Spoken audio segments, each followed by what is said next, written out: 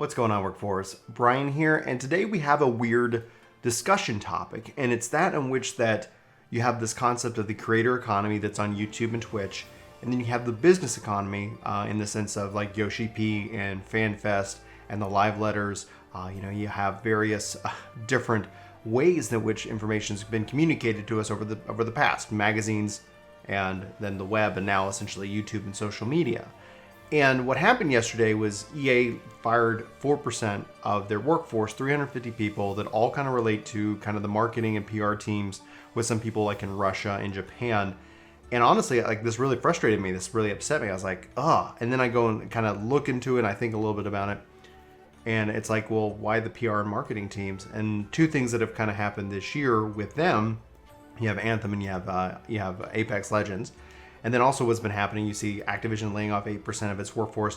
Then you have Telltale, in this case, laying off, like pretty much closing down, which was just a huge blow. So we are seeing kind of this rippling effect within the industry. And the question that kind of came up in my mind is, like, are we about to see kind of a tectonic shift in the way that these game companies and these publishers, like EA, Square Enix, Nintendo, all handle how they communicate with us as consumers? And looking forward to E3, we're obviously seeing various things there. And so there seems to be some movement in this industry and then also within the creator economy. And I think maybe the creator economy itself has an impact with that. And so I'm going to explore that concept for you guys here, just as you guys watch my thoughts unravel. I was talking with Chris about this morning. I'm going to ask some questions that I hope that you guys engage with and answer in the comments below. I think that's going to be really interesting to get your take on this idea, on these ideas. Where do you see the industry heading in 2019 and beyond? But first, I do want to shout out Jordan Stout, saying that he really likes how we handle criticism. And the conversation in that thread alone really brought a lot of joy to my heart, because it's something we really strive for. I'm not going to sit here and tell you I'm right, and you can disagree with me. In fact, we encourage it. Some people I know get frustrated that we try to highlight both sides of the argument, but his comment was like, oh my gosh, yes, that's exactly what we're striving to do here, is to have these kind of conversations, to respect each other as both human beings and gamers. We don't have to agree. We won't agree. Gaming culture in and of itself is vast and diverse. It's beautiful in my opinion. And this just brought me a lot of joy, and so I want to highlight that and say thank you, Jordan. I'm glad that we were able to help in some way. If you want to be like Jordan, be sure to hit that subscribe button, leave us a comment, and also if you like this video and you like our discussion topics, be sure to hit that like button. It really helps us out. Without further ado, let's dive in. So that was a long intro. That's a long way of kind of setting up why I'm thinking this. And really the question that Chris asked is, why would Yoshi-P ever tell us anything at this point in time? And we were obviously referencing the upcoming May battle system update, because when we kind of look at what happened over 2 years ago, when we look at how things evolved and have changed within just gaming culture over the last couple of years, it's that no matter what he shows us in 3 hours, in 4 hours, in 5 hours, in 10 hours, there's still so much information, so many little changes, that it's going to be dramatic. And dramatic is great if you're a content creator. If you can go and make and you can capitalize on the drama, then you're going to find yourself growing like everybody else. And I kind of tweeted it out a while back that, like, YouTube is an emotion engine at its core. Like, that's really what the algorithm likes. They like the emotion, they like the drama. And I'm not saying that's a bad thing, because as much as we could say, like, oh, I want my vegetables, I want my broccoli. I happen to like broccoli, but I want it. Like, yeah, but we're still, Oreo cookies over there just, looking really good. They're always looking really good. So how does this all relate? Like, Bryan, what are you getting at? What are you trying to tell me? I can, and I want to say it really clear, is that while I don't think they're obviously going to change any of their plans, because they talked about a live letter showing the details, I do think that there's going to be a point in time where there is no value for these developers, for these publishers to actually tell us anything. And no better case example that I can imagine do we have as a case study is Apex Legends in this case. Like, you have Apex Legends versus Anthem. And regardless of where you fall, like on the Anthem train, I think it's going to be interesting to see where that game goes and evolves and how it changes.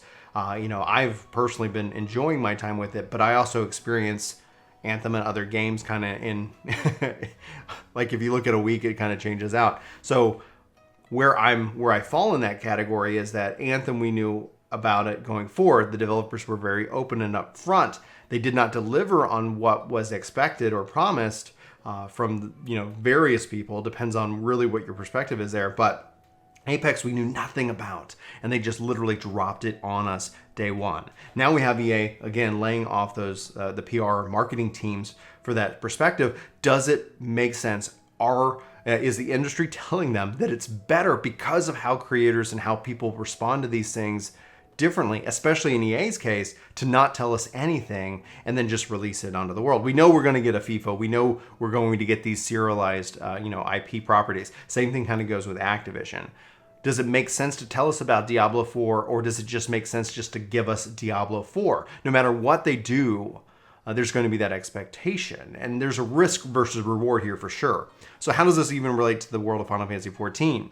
Yoshi-P will tell us about the battle system changes. No matter what happens, people are going to be pissed off about it in some form because we can't really fully comprehend the detail. We can imply, we can take, and we can make educated guesses, but inevitable, something like that, something is going to get mistranslated, misunderstood, and what have you, and then there's drama. And so, and again, like I say, like it's not necessarily a bad thing because people, like the old adage is that there's no such thing as bad press, but I'm wondering how true that holds in this new social media economy, in this new, outrage driven mindset of people just, bandwagoning on. People are like legitimately upset, and I don't want to discount people who have been offended and been discounted and been, on the outskirts, been, completely marginalized. But then you have the bandwagon piece that taps onto that because it's fun, it's interesting, exciting, it's that drama, it keeps us moving, it makes you feel alive, something silly like that. And so you kind of have that kind of aspect. Why jump into that? It's a risky thing to wade in, and some companies do it really well and some companies don't. And so what I'm expecting out of all of this, and the question that this ultimately is asking is like, if Borderlands 3 drops tomorrow, tomorrow's the 28th of March, if you're watching this in the future, hello from the past, Borderlands 3 is supposed to get announced. What if it drops straight up tomorrow? And even if it doesn't just drop tomorrow, what if it's like, and it's out in a couple of weeks? You can play the beta now, et cetera, where the only real conversation is then drawn by hands-on time. And then you apply that again back to 14. Why tell us about these changes? Why not tell us about these changes on July 2nd, after people have already gone hands-on with these changes, have seen how it works, how it feels, and are able to formulate a real version or vision of the game? And being that Square Enix is such a global scale with so many languages, so many cultures, and the best case and scenario of this is that you have when people calling Yoshi-P homophobic because he didn't make a male Viera, that just seems ridiculous and ultimately futile. And that's just where I'm coming from. It's like, I don't know him personally, but I think that's such a huge accusation to throw against somebody who has gone their way to really kind of build out these things. Now, I'm not saying that everybody who says they want a male Viera is saying that Yoshi-P is homophobic by any stretch of the imagination. But what I am referring to here is I know Aya, who was tweeting about this on social media, was very offended by this fact. I'll try to link to her tweet in the description below, because I just felt like, are people just mad and thus we're just throwing out labels? Thus we're just trying to, use words and I guess deflate the situation, or exacerbate the situation in degrees and ways, and essentially consequently ruin these things, like kind of flush it out, make it dismiss, so that when somebody is acting in a certain way, if somebody is doing something for hateful reasons, we've used this term so much, we've tossed it and we've labeled everybody that way, that essentially it's a wash. I don't see them changing their strategy at Square Enix anytime soon. But the question is that if what EA's doing, and I know EA gets a lot of crap, and that's why I think it makes sense for where they're going with this. I don't think we're going to hear about their games until their games are released. I think they're going to take the Apex model, and I don't think they need to build hype around a lot of things. Apex is a new property, kind of set on with an existing property, so there are some exceptions to the rule there. But when it comes down to it, like, is it better to let us speculate, theorize, create the drama? And I'm, again, looking at myself as a part of the situation here with the creator economy on YouTube, assuming that's where you're watching this video, or does it make sense to say, play it for yourself?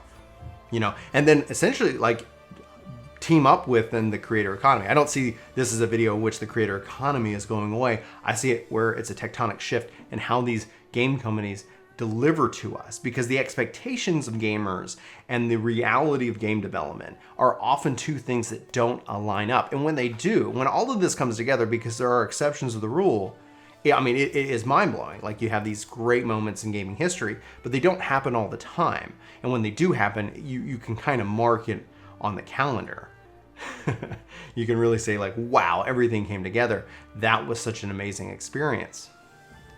Anyway, we're going to have to see what happens tomorrow with Borderlands 3. We're going to have to see where that goes. We're going to have to see, obviously, what happens over the next couple of months with Final Fantasy XIV, with Shadowbringers. I think, obviously, coming off of the story, going off of Tokyo FanFest, the rest of it is really going to be live letters, media coverage, and more. It's going to be interesting to see kind of how that plays out. The classic strategy versus maybe a new strategy. Regardless of all of that, and if you hung out with me this far, I really appreciate it. I want to know your thoughts in the comments below, because we want to know information. Bryan wants to know information. You want to know the information. The information's exciting and hungry, and it drives us, and it's fun. Like, it's getting that information's just so much fun. And then you also look at the concept of the leaks that we had within Final Fantasy XIV, and holy crap. Like, what a change. Like, that completely reshaped 2018 and even the Tokyo FanFests. We want to know that information. And we were talking with Larry's about it. Like, yeah, and then in this space, and as a part of the community, like, we jump into that information because it's being talked about and discussed. But we've lost some magic. And it almost makes me wonder, especially with a property like 14 and Square Enix, and the position and the clout and the player base that they already have, does it make to share that information with us anymore, or does it make more sense, especially coming off these interviews that Yoshi-P has released, just not to tell us and just to show us? Anyway, guys, that's it for this video. Thank you so much for watching. For Work to Game, my name is Bryan. I hope you have a fantastic day, and I'll talk to you soon. Take care. Hey, it's me. Thanks so much for watching this video. You should click here to subscribe and here to maybe check out some more of our videos. So again, thanks for watching. We hope you like this video. We hope you subscribe and join our community. Let us know in the comments below what you think, and we'll see you next time.